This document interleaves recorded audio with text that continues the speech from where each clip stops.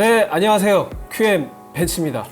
네, 지금 제가 또 9월에 여러분들한테 찾아오게 됐는데, 네, 오늘도 그래픽 카드예요. 근데 저번 저희가 그래픽 카드 벤치 매뉴얼에서 제가 이제 시장 상황이 너무 안 좋다 보니까 약간 그 절망스러운 바이브를 뿜어냈더니 이제 시청해주시는 분들께서 너무 피곤해 보인다 이런 피드백도 주셨고 해서 여전히 그래픽카드 시장이 굉장히 비싸고 어려운 시기이긴 하지만 제가 좀 힘을 내서 기운 내서 출발하도록 하겠습니다. 네, 그리고 오늘도 에이수스 제품이네요. 네, 에이수스 제품인데 지포스가 아니라 가장 최신 GPU 칩세트죠. 라데온 RX 6600XT를 탑재한 에이수스 듀얼 제품입니다. 네, 이 듀얼 시리즈는 한마디로 뭐 이렇게 값비싼 고가의 비레퍼런스 제품군은 아니고 일반적으로 보급형, 즉 여러분들이 어떤 외형이라든지 RGB라든지 그런 것들을 화려하게 갖춰진 그런 고급형 모델을 원하지 않는다면 조금 더 실속적인 측면에서 접근하는 그런 모델로 볼 수 있는데요. 물론 지금 가격이 실속이라는 단어와 어울리진 않습니다. 지금 뭐 에이수스뿐만 아니라 그냥 가격이 굉장히 미쳐있는 상태예요. 그 점 감안해 주시기 바라고요. 네, 뭐 패키지는 보급형 제품이기 때문에 심플하고 간단합니다. 네, 에이수스 듀얼 그래픽카드 본체가 이렇게 나와 있고요. 그 다음에 우측에 라데온 RX 6600XT라고 표기가 되어 있네요. RX 6600XT 성능이 저희가 이제 벤치마크를 통해서도 자세히 말씀드렸지만은 RTX 3060보다는 조금 더 높습니다. 분명히 조금 더 높고 RX 5700XT보다도 성능이 높아요. 동급 그래픽카드 성능이라고 한다면 지포스로 따졌을 때 RTX 2070 슈퍼 정도와 비슷한 성능을 내어줍니다. 물론 RTX 3060 Ti보다는 낮은 성능을 보여주고요. 그래서 제가 이 RX 6600XT를 이제 벤치마크 하면서 가장 많이 들은 질문이 그래서 뭐 FHD 종결자인가요? QHD 커버 가능한가요? 이런 질문 굉장히 많이 들었거든요. FHD 해상도에서는 당연히 차고 넘치는 성능을 제공해 주고요. QHD 해상도도 너무 높은 풀옵션이나 고주사율 이 정도의 옵션을 바라지만 않는다면 QHD 해상도에서도 충분히 활용 가능한 그런 위치로 제가 설명드릴 수 있습니다. 자, RX 6600XT에 대한 간단한 칩셋 자체 설명을 드렸고 이 패키지 뒷면도 한번 보도록 할게요. 네, 패키지 뒷면은 전통적으로 제품이 가지고 있는 주요 특징들을 나타내주고 있는데요. 여기 보시면 듀얼 펜 달았다. 에이수스가 자랑하는 엑시얼 테크펜 원형 가이드가 달린 듀얼 펜을 달았다. 그리고 백플레이트도 달려있다. 굉장히 견고한 리지드 백플레이트. 네, 제가 이거를 저번에 리기드라고 읽었다가 시청자분들이 그걸 리지드로 읽는 겁니다 이렇게 가르쳐 주셔가지고 제가 이제 똑바로 발음할 수 있게 됐어요. 리지드 백플레이트, 견고한 백플레이트가 장착이 되어 있고 오른쪽에 약간 에이수스 로고가 있네요. 그리고 이제 전용 에이수스 GPU 트위크 유틸리티를 사용할 수 있다. 이 정도로 나와 있는데 이거는 뭐 특별한 특징이라보다는 대부분의 그래픽 카드가 지원한 특징, 즉 기본형 모델이기 때문에 기본에 충실하다. 이거는 크게 기대 안 하셔도 될 것 같네요. 자, 뭐 패키지는 굉장히 간단하기 때문에 바로 언박싱해서 살펴보도록 하겠습니다.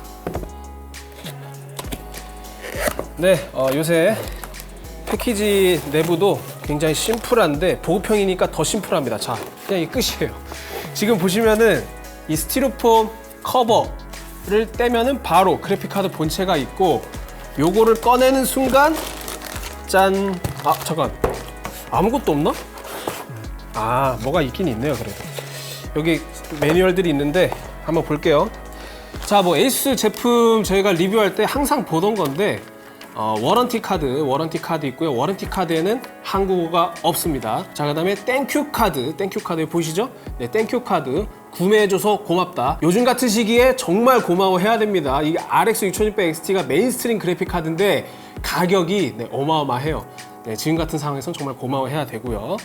자, 그 다음에 스피드 셋업 있는데 요거 한국어가 있나? 한국어가 있었던 걸로 기억하는데 네, 여기 있네요. 보시면 이렇게 한국어를 제공하고 있습니다. 네, 한국어 지원 아주 좋아요. 자, 그 다음에 이게 사실 에이수스가 얼마 전부터 이런 짓을 자꾸 하는데 그 그래픽 카드 사게 되면은 카드를 줍니다. 해당 제품에 맞는 어떤 카드를 주는데 이 카드에는 능력치가 표기되어 있거든요. 능력치가 봅시다. 오버클럭 별 5개 만점에 4개인가요? 네, 4개. 그 다음에 히트 디스피션 그러니까 즉 쿨링 능력을 말할 수가 있겠죠. 그것도 4개. 즉 만점, 최고는 아니지만 그래도 좋다. 이거를 어필하고 싶어서 이런 카드를 만든 것 같습니다. 애초에 이거 자사 제품인데 게이지가 낮게끔 설정된 제품은 없을 것 같아요. 네, 알겠습니다. 그래서 이건 그냥 에이수스 좋아하시는 분들 그냥 기념품 정도로 이해하고 갖고 계시면 될 것 같아요. 자, 구성품 빠르게 살펴봤으니까 바로 본체에 들어가 보도록 하겠습니다.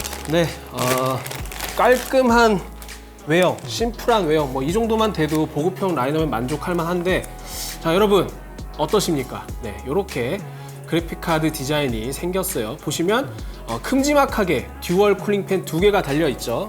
여기 보시면 에이수스라고 쿨링팬 중앙에 스티커가 부착되어 있고, 그 다음에 엑시얼 테크가 적용된 100mm 쿨링팬이 2개가 탑재되어 있습니다. 이런 형태를 플라워형 쿨러라고 하죠. 네, 플라워형 쿨러 혹은 뭐 블로어팬 타입 이런 거 많이 들어보셨을 텐데, 이렇게 공기를 직접적으로 빨아들여서 바로 아래로 히트싱크로 쏴주는 형태를 플라워형이라고 하고요.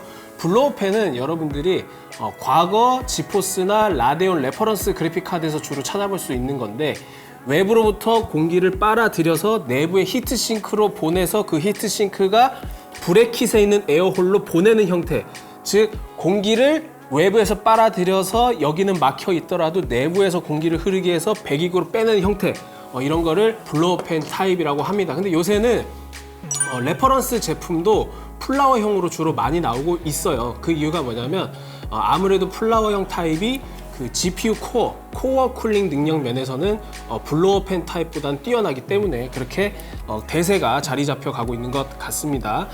자, 그리고 이제 쿨링팬 전면부를 살펴봤고, 제가 이제 항상 에이수스 제품 리뷰할 때 설명드리는 건데, 엑시얼 테크 팬이 정확히 뭐냐면, 여기 보시면 쿨링팬 날개 하나하나가 각각 떨어져 있지 않고 주위를 감싸는 원형 가이드가 있어요. 즉 원형 가이드에 의해서 이렇게 가로막혀 있는데, 이 가이드의 역할을 통해서 공기가 팬 날개 사이로 사방으로 뻗쳐 나가는 것을 방지해주고, 공기가 들어왔을 때 히트싱크로 쏴주는 직진성을 강화해서 결과적으로 어떤 공기의 풍압을 향상시키는 그런 기술로 이해하시면 되겠습니다. 자, 그리고 측면 한번 볼까요? 네, 측면 잘 보이시죠? 네, 보면은 왼쪽에는 은색으로 에이수스 플레이트가 있는데, 요건 뭐 RGB LED 그런 거 안 나옵니다.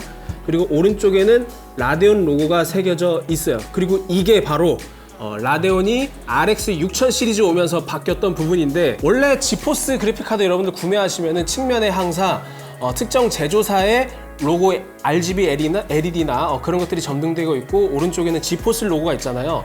근데 그게 지포스, 즉 엔비디아 본사의 가이드거든요. 근데 AMD는 그런 별도의 가이드가 없었어요. 그래서 측면에 보시면 라데온 로고라든지 그런 게 없었는데, 5000 시리즈까지는. 근데 6000 시리즈 들어와서는 AMD 본사에서도 어떤 엔비디아의 그런 통일된 브랜드 정책을 좀 차용하고 싶었나 봐. 그래서 이렇게 에이수스 제품이라도 꼭 라데온 로고 타이틀이 포함되게끔 이렇게 나오고 있습니다. 그래서 제가 에이수스뿐만 아니라 다른 제조사의 그래픽카드도 확인해 봤는데 다 라데온 로고가 포함되어 있어요. 근데 여기서 지포스보다 어떤 정책의 유연성? 그런 게 좋은 거는, 엔비디아 지포스는 그 지포스 로고의 크기가 다 동일하거든요. 근데 라데온 로고는 그래픽카드의 디자인에 따라서 크기를 줄이게 할 수도 있고 좀 늘리게 할 수도 있고, 어떤 그런 정책의 유연성을 파트너사한테 제공하는 것 같습니다. 크기가 다 다르더라고요. 아무튼 역시 그 오픈소스를 지향하는 어떤 AMD 본사의 정신을 이런 데서도 엿볼 수 있는 것 같습니다. 네, 그리고 보조전원 단자는 여기 8핀 하나, 네, 8핀 하나로 제공되어 있고요. 사실 RX 6600 XT가 TBP가 그렇게 높은 게 아니에요. 160W 수준이기 때문에 8핀 하나로도 충분히 전력 공급이 가능합니다. 네, 그리고 측면이랑 전면 살펴봤으니까 이제 백플레이트 봐야겠죠. 네, 백플레이트에 지금 보호 필름이 입혀져 있는데 이거 떼보겠습니다. 네, 보호 필름 입혀져 있으면은 안 이쁘니까. 네. 자, 잘 보이시나요? 깔끔해요. 네, 진짜 깔끔합니다. 여기 에이수스 로고 있고요. 그 다음에 GPU 칩세트 후면에는 이렇게 좀 뚫려 있어가지고 어떤 그 열이 나는 부위, 즉 발열 면적에 대해서는 조금 더 방사가 될 수 있게끔 이렇게 뚫려 있는 형태입니다. 그리고 이제 사선으로 뭐 살짝 디자인이 가 있는데 뭐 크게 인상적인 부분은 아니고 전반적으로 그냥 어쨌든 전면 디자인과 조금 더 일체감을 이루는 깔끔한 형태 이렇게 완성되어 있다라고 볼 수 있고요. 그 다음에 최신 그래픽 카드가 어떤 디자인적인 측면에서 상향 평준화되고 있다는 점이 이런 보급형 그래픽 카드를 보면 알 수 있는데, 여기 보시면 백플레이트와 그 다음에 어떤 쿨러 슈라우드 이런 것들이 따로따로 노는 게 아니라 마치 유니바디 형태로 이렇게 전체적인 점과 선, 면이 모두 이어져 있는 그런 디자인을 보여줍니다. 사실 이런 디자인은 과거에 어떤 EVJ 제품이 주로 이런 걸 신경을 많이 써서 정말 잘했었거든요. 근데 최근에는 에이수스뿐만 아니라 대부분의 제조사가 이런 디자인을 잘 지켜서 전반적인 완성도를 끌어올리는데 도움을 주고 있습니다. 네, 마지막으로 출력 포트 한번 볼까요? 출력 포트. 네, 출력 포트에도 이렇게 별도의 보호 캡이 검은색으로 장착이 되어 있고요. 이것도 과거 그래픽 카드는 지금이야 그래픽 카드 전반적인 품질이 좋아지면서 지금 검은색이니까 깔끔하게 검은색 보호 캡을 탑재하고 있는데, 과거에는 이런 것도 다 하얀색이 아니라 그 뭐야? 하늘색. 네, 약간 형광빛이 나는 하늘색 있잖아요. 그런 걸로 달려 있어가지고 사실 그거를 제거하지 않으면 견디기 힘들 정도로 촌스러움을 자랑했거든요. 근데 요새는 안 쓰는 포트는 그냥 이렇게 끼워둬도 디자인에 전혀 해를 끼치지 않는 그런 깔끔한 구성을 자랑합니다. 자, 포트를 확인해야 되니까 다 이렇게 빼볼게요. 네, 포트는 굉장히 일반적인 구성입니다. DP 1.4A 3개, 그리고 HDMI 2.1 포트 1개 이렇게 구성이 되어 있네요. 일부 제품의 경우에는 HDMI 2.1 포트를 2개를 제공하기도 하기 때문에 그런 부분은 생략되어 있어서 아쉽지만 여러분 보급형 제품입니다. 그거를 기억해 주시기 바라겠고요. 자, 외형 모두 살펴봤습니다. 자, 이제 제가 직접 분해를 해서 이거 보급형이라서 아마 분해도 굉장히 간편할 것 같은데 분해해서 하나하나 설명드리도록 하겠습니다. 네, 분해를 완료했습니다. 총 4파트가 나왔죠. 먼저 쿨링팬이 달려있는 슈라우드가 있고, 그 다음에 PCB 기판, 히트싱크, 그리고 백플레이트 이렇게 있습니다. 제가 차례대로 하나하나 설명해 드릴게요. 먼저 슈라우드. 네, 여러분들은 주로 이렇게 보시겠지만 안쪽은 이렇게 생겼습니다. 이 안쪽에 보시면 이 쿨링팬 케이블의 처리를 어떻게 했는지 그런 것도 사실 중요한 요소인데, 안쪽에 테이프로 쿨링팬의 어떤 케이블이 이렇게 왔다리 갔다리 하지 않도록 좀 고정을 해 둔 점이 돋보이고요. 그 다음에 케이블의 색이 모두 검은색으로 이렇게 슬리빙 처리해가지고 깔끔하게 보여줬습니다. 사실 이런 것들은 요즘 분들이 워낙 눈이 높으시기 때문에 빨주노초 파남보 그런 형형색색의 케이블이 노출되는 걸 원치 않으시거든요. 그래서 그런 트렌드에 맞춰서 이렇게 깔끔하게 구성한 점 아주 좋습니다. 보급형 제품에도 불구하고. 자, 다음은 PCB는 가장 마지막에 할게요. 일단 백플레이트인데 백플레이트에도 이렇게 PCB랑 접촉하는 부분에 써멀 패드가 이렇게 마련되어 있네요. 써멀 패드가 사실 이 정도 160W 정도 TBP를 보이는 그래픽 카드에서는 생략하는 경우도 많거든요. 왜냐면 애초에 절대적인 소비 전력이 높지 않기 때문에, 소비 전력이 높지 않다는 거는 발열도 높지 않다는 거기 때문에. 그런데 에이수스 듀얼 제품은 PCB 후면에도 이렇게 소자가 어느 정도 발열을 백플레이트가 흡수할 수 있도록 써멀 패드를 부착했다는 점, 이거는 굉장히 좋아 보입니다. 일반적으로 보급형 제품 이런 것들을 많이 생략하니까요. 자, 마지막으로 히트싱크인데 여러분들이 하이엔드 그래픽 카드에서 보던 어떤 히트싱크 형태와는 조금 다릅니다. 보통 이 히트 파이프가 이렇게 수평형으로 많이 설계를 하는데 이 제품은 이렇게 수직형으로, 즉 GPU랑 맞닿는 부분이 히트 파이프가 이렇게 나와서 다시 꺾여서 이렇게 수직으로 나가는 형태를 가지고 있는데, 요즘에야 그래픽카드의 소비 전력과 발열이 워낙 높아져서 이렇게 수평형 히트 파이프가 많이 탑재되지만 과거에는 수평형보다 오히려 이렇게 수직형이 훨씬 더 많았어요. 근데 이 제품은 소비 전력이 높지 않아서 이런 수직형을 채택했다는 거, 그리고 히트 파이프는 6mm 3개를 탑재해서 각 섹션에 이렇게 좀 꺾여서 발열을 나눠주는 구조입니다. 그리고 히트 파이프의 어떤 접합 방식도 여기 보시면은, 자, 여기 구멍 보이시나요? 히트 파이프에. 네, 히트 파이프에 구멍이 왜 있냐? 여기에 히트 파이프와 히트 싱크의 어떤 연결을 굉장히 견고하게 해주기 위해서 접합 물질을 흘려 보냅니다. 그래서 접합 물질을 흘려 보내서 이 히트 파이프가 단순히 이 히트싱크를 관통해서 발열을 나눠주는 형태가 아니라 완전히 접합해서 조금 더 효율적인 열 전도가 일어나도록 하는 방식이에요.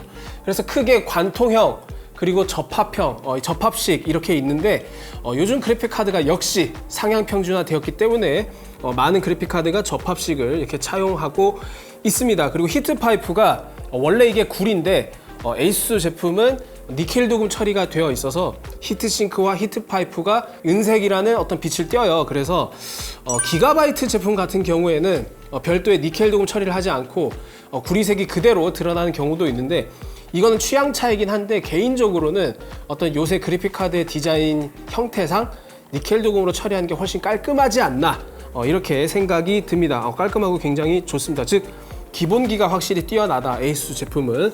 그리고 이제 코어부에는 맥스 콘택트가 적용되진 않았네요. 이 상위 그래픽 카드에는 맥스 콘택트라고 해서 마치 이 코어 베이스부가 거울처럼 반사율이 거의 100%에 가까운 그런 재질을 보여주는데 이 제품은 보급형이라서 맥스 콘택트 기술이 적용되진 않은 것 같습니다. 100% 반사가 아니고 체감상 한 75%? 이 정도 느낌이에요. 그리고 메모리 모듈과 맞닿는 부분은 이렇게 써멀 패드가 마련되어 있고요. 네, 히트싱크 설명은 여기까지 하고 마지막으로 PCB 레이아웃 살펴보도록 하겠습니다. 네, 여러분, 이게 바로 RX 6600XT, 즉 에이수스 듀얼 제품의 PCB인데요. 귀여워요. 네, 메인스트림 제품이잖아요. 귀여워요. 그래서 중앙에 GPU가 있는데 이 GPU는 나비 23XT로 명명된 GPU고요. 그리고 그 주위를 메모리 모듈이 탑재가 되어 있습니다. 총 8기가의 GDDR6 메모리고 사실 RX 6600XT 성능 생각하면 8기가라는 메모리 용량은 전혀 부족한 숫자가 아닙니다. 오히려 밸런스 상으로는 경쟁사의 지포스 제품보다 뛰어나다고 볼 수 있어요. 왜냐하면 RTX 3060은 12기가라는 변태스러운 메모리 용량을 갖추고 있고 오히려 RTX 3060 Ti는 그거보다 낮은 8기가 메모리를 갖추고 있거든요. 그래서 RX 6600XT의 8기가 VRAM 이 조합은 상당히 밸런스가 뛰어나다. 저는 그렇게 생각을 하고 그 다음에 이제 전원부는 그 에이수스가 항상 내세우고 있는 슈퍼 알로이 파워, 즉 SAP 전원부가 적용되어 있습니다. 오른쪽에 8페이지, 왼쪽에 2페이지 해서 8+2페이지 디자인이고요. 드라이버 모스펫, 요새 뭐 다 드라이버 모스펫 쓰죠. 드라이버 모스펫 탑재되어 있고 커패시터는 솔리드 스테이트 커패시터인데 이게 에이수스가 주로 탑재하는 모델이에요. 대만의 AP콘 시리즈 커패시터를 탑재하고 있습니다. 그리고 이제 PCB 표면은 블랙 그리고 완전 무광은 아닌데 무광에 가까운 그런 마감 처리를 보여줘서 PCB 자체도 상당히 깔끔해 보인다. 이 정도로 제가 평을 내릴 수 있을 것 같습니다. 네, 이제 그래픽 카드의 어떤 패키지 웨어 이런 걸 모두 살펴봤으니까 잠시 퀘이사존에서 에이수스 듀얼 RX 6600XT의 성능 테스트를 실시했거든요. 그 테스트 결과를 살펴보고 직접 시연으로 넘어가 보도록 하겠습니다.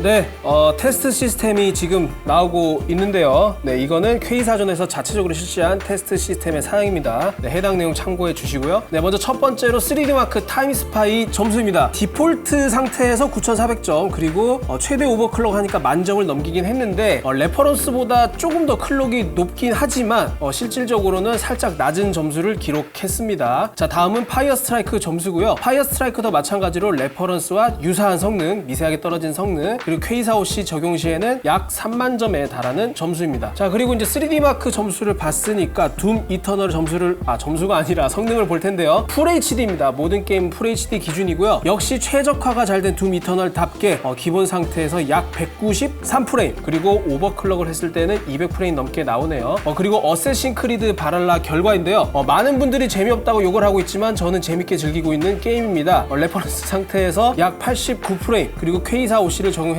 때는 94프레임 나왔습니다. 여기서 중요한 건 레퍼런스보다 조금 더 성능이 2프레임 정도 높게 나왔다는 건데 이건 사실은 확실히 성능이 좋다 이렇게 해석하시기보다는 어떤 테스트 편차, 오차 이렇게 이해하시는 게 더 현실적이에요. 왜냐면 어쌔신 크리드 바랄라가 매 테스트마다 테스트 편차가 조금 큰 편인 게임입니다. 자, 다음은 이제 GPU 부스트 클록을 저희가 측정해 봤는데요. 사이버펑크를 실행하면서 부스트 클록이 어떤 식으로 요동치나 이걸 확인해 봤더니 기본 상태에서는 약 평균이 2551MHz 수준에서 왔다 갔다리 이렇게 부스트 클럭이 요동을 치고 최대 오버클럭을 적용했을 때는 약 2.7GHz에 달하는 그런 클럭을 기대할 수 있습니다. 그런데 이거는 사이버펑크 기준이기 때문에 GPU 부하 또는 소비 전력이 높은 게임에서는 이거보다 낮은 코어 클럭을 확인할 수도 있습니다. 자, 다음은 이제 온도인데요. 네, 온도는 플로드 시 약 58도를 선보였고요. 오버클럭을 적용하더라도 온도에는 큰 변화가 없었습니다. 네, 소음은 약 45dB를 기록하고 있는데 45dB이라고 하면은 극저소음은 아니지만 그렇다고 시끄러운 편도 아닌 양호한 수준으로 평가될 수 있습니다. 그리고 이제 소비 전력인데요. 그래픽카드 단독 소비 전력은 TVP가 160W지만 플로드 평균은 153.8, 그리고 순간 피크치는 181W를 소모했습니다. 그리고 오버클럭을 했을 때는 저희가 전력 제한 레벨을 해제했기 때문에 피크치는 약 200W에 달하고요. 그 다음에 평균 플로드는 165.8W를 기록했습니다. 네, 다음은 시스템 전체 소비 전력인데요. 오버클럭을 하더라도 약 300W 수준이 안 되기 때문에 여러분들이 갖고 계신 파워 서플라이 550W급에서도 충분히 사용 가능하다는 점 알고 계시면 좋겠습니다. 마지막으로 열화상 카메라 온도인데요. 저희가 전원부 후면을 열화상 카메라로 측정을 해보니까 기본 상태에서는 54.5도, 그리고 오버클럭을 적용했을 때는 최대 56.3도를 기록했습니다. 전혀 문제가 되지 않은 온도죠. 여러분들 알다시피 전원부 온도는 100도 가까이 돼도 큰 문제가 일어나지 않습니다. 근데 RX 6600XT는 TVP가 낮고 발열 수준도 낮기 때문에 전원부 온도 역시 전혀 걱정할 만한 수준이 아니다. 이렇게 결론 내리면 되겠습니다.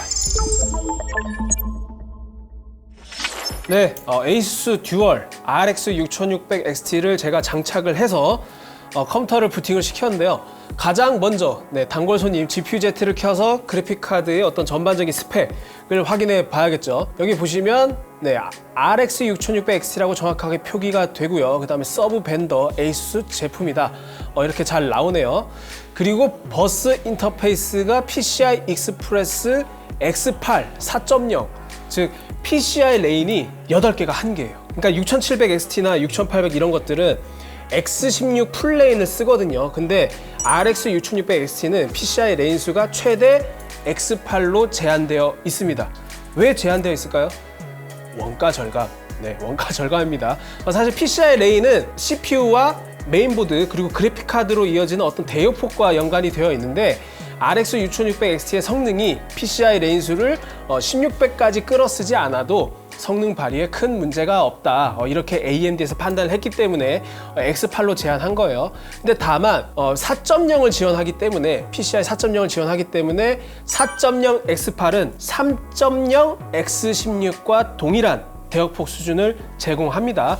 그래서 크게 모자라는 건 아니에요. 근데 만약에 여러분들이 사용하고 계시는 CPU가 인텔 10세대라든지 PCI 4.0을 지원하지 않고 3.0이 한계인 그런 CPU라면은 대역폭이 절반이 되거든요. 그래서 일부 게임에서는 성능상 손해가 일어나기도 합니다. 저희가 자체적으로 테스트를 해보니까 로스트 아크 같은 게임에서는 살짝 성능이 떨어지기도 해요. 근데 대부분의 게임에서는 그렇게 큰 차이는 나지 않으니까 여러분들이 이 지금 X8로 제한되어 있어서 크게 걱정을 하셨던 분들은 참고하시면 좋을 것 같습니다. 네, 그리고 이제 부스트 클럭을 보면은 2593, 즉 2593MHz라고 되어 있는데 이게 레퍼런스 기준이 2589거든요. 즉 차이가 4MHz라는 건데 이거는 사실 팩토리 오버클럭으로 볼 수는 있겠으나 현실적으로는 그 정도의 차이는 아무런 의미가 없다. 그래서 여러분들이 이걸 구매하실 때 레퍼런스보다 클럭이 높으니까 좀 더 좋은 성능을 내주겠지?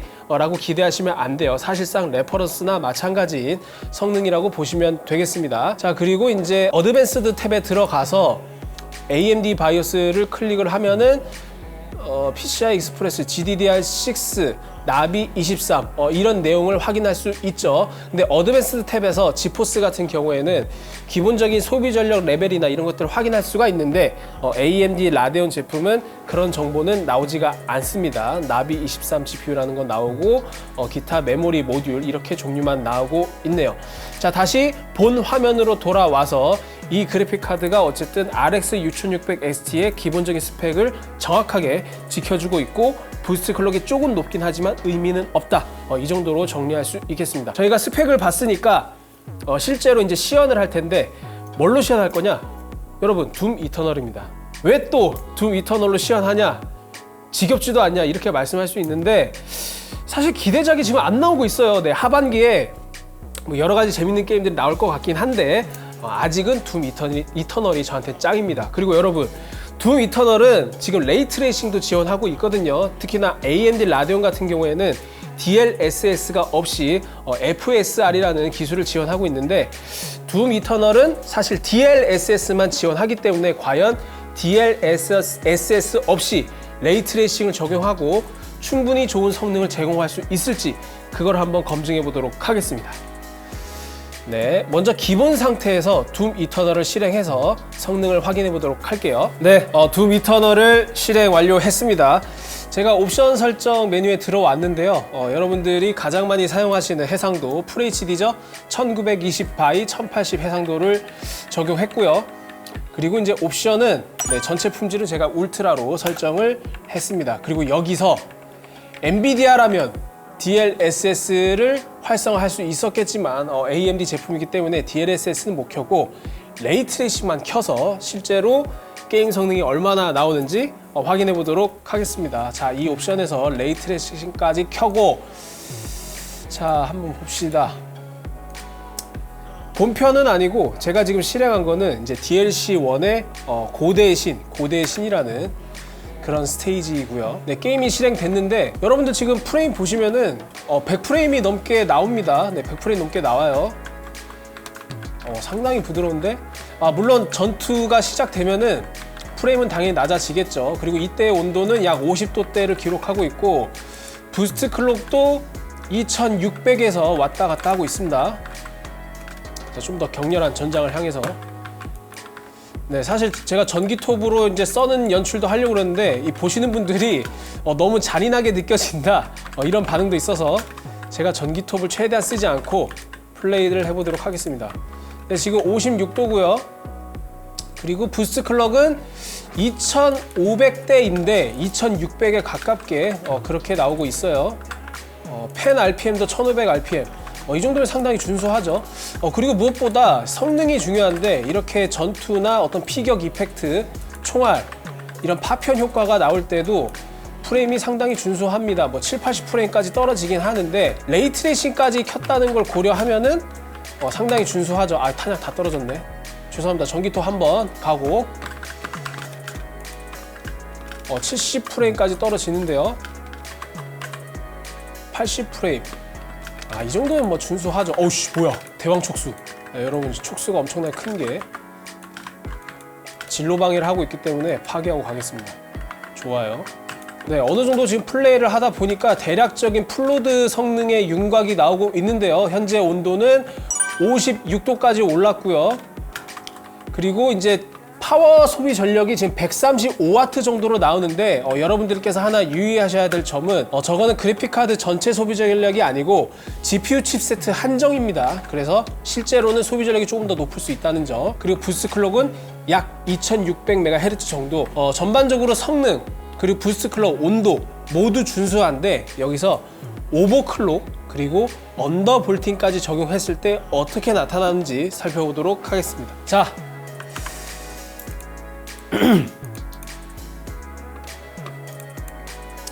네, 여러분, 제가 언더볼팅 그리고 오버클럭 세팅을 하기 위해서 AMD 라데온 소프트웨어를 실행했는데요. 먼저 전원 튜닝해서 전력 제한을 최대한으로 풀어줘야 됩니다. 왜냐하면 언더볼팅을 하더라도 전반적인 소비 전력은 낮아질 수 있지만 이 전력 제한 수치를 높여줌으로써 어떤 순간적인 클록과 전압이 딱 제한이 걸려서 다운되는 현상을 최대한 방지하려고 제가 전력 제한을 최대한 풀어준 거고요. 그 다음에 이제 GDDR6 메모리의 클록은 기본은 2000인데 제가 2200을 입력하도록 하겠습니다. 즉 메모리 오버클럭은 10% 정도 적용한다, 이렇게 이해할 수 있고요. 그 다음에 GPU 튜닝을 활성화하고 고급 제어를 활성화해서 구체적인 클록 값을 적용할 수 있는데 최대 주파수가 지금은 2644로 제한되어 있습니다. 여기서 2750까지 풀어줍니다. 그리고 전압이 1150mV인데 여기서 1075 정도로 제가 전압을 확 낮출게요. 전압을 낮추는 이유는 전압을 낮춰야 소비 전력이 줄어들고 소비 전력이 줄어들어야 한정된 전력 제한 레벨 안에서 더 높은 클록을 달성할 수가 있습니다. 그래서 여러분들 라데온 오버클럭 하실 때는 뭐 지포스도 마찬가지긴 한데 전력 제한 레벨에 막혀서 더 이상 클록이 올라가지 않는 현상을 얼마든지 마주할 수 있기 때문에 기본적으로 전력 제한 레벨도 풀어주고 오히려 전압을 다이어트 시켜서 소비 전력 자체를 줄여야 성능을 높일 수 있다는 그런 아이러니가 있습니다. 그런데 여러분들 전압 낮추실 때 너무 많이 낮추시게 되면 사실 이것도 적정 전압에서 최대한의 클럭을 찾는다 라는 개념에서 오버클럭과 동일한 개념이기 때문에 만약에 에러가 발생하면 조금 더 전압을 올려주셔야 되는 그런 수고스러움은 있어요. 그래서 여러분들이 어떤 이런 전압 조절이나 그런 거에 두려움이 있으시다면 초심자분들은 그냥 아예 안 하시는 것도 방법입니다. 자, 그리고 이렇게 언더볼팅과 오버클럭까지 적용했을 때 어떻게 GPU의 현황이 달라지는지 한번 확인해 보도록 할게요. 사실 소비 전력 자체는 큰 차이는 없습니다. 아까 보시면 기본 상태에서 135W에서 왔다 갔다 했는데 지금은 순간적으로 140W까지도 나타나긴 하지만은 전반적으로 큰 차이는 없어요. 다만 부스트 클록이 2700MHz에 준하는 수준까지 올랐죠.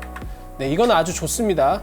그리고 메모리도 저희가 10% 오버클럭을 했기 때문에 전반적인 성능이 높아졌다는 것은 뭐 자명한 사실이겠죠.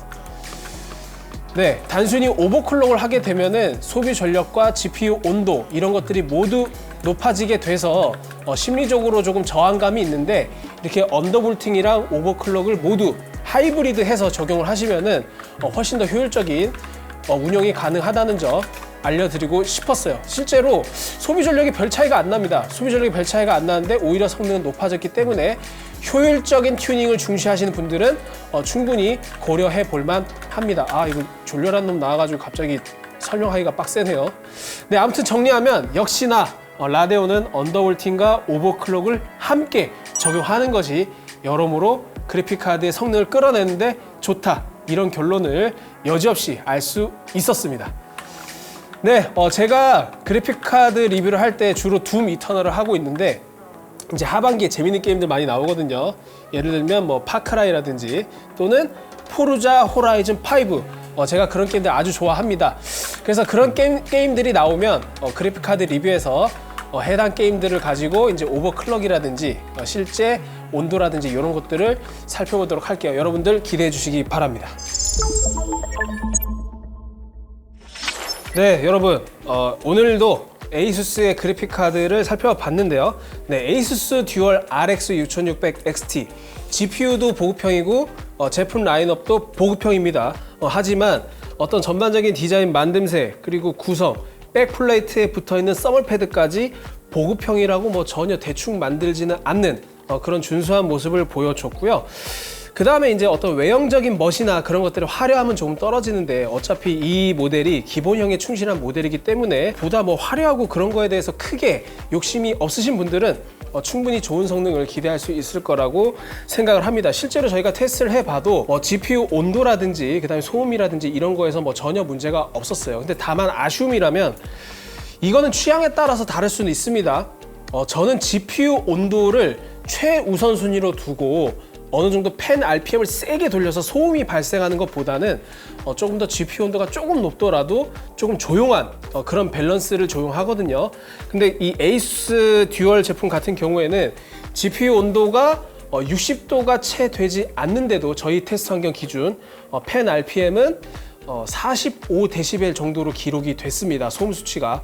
그래서 저 같으면은 조금 더 팬속을 낮춰서 사용하면 좋지 않을까 그런 생각이 드네요. 근데 어차피 소음에 민감하신 분들은 유틸리티 실행하셔가지고 팬속을 조금 더 낮추면 해결되는 문제이기 때문에 뭐 큰 단점은 아닌 것 같습니다. 뭐 전반적으로 품질 양호하고 그리고 에이수스가 이렇게 좋은 제품을 만들긴 했는데 제가 잠깐 가격이 얼마인지 확인해 봤거든요.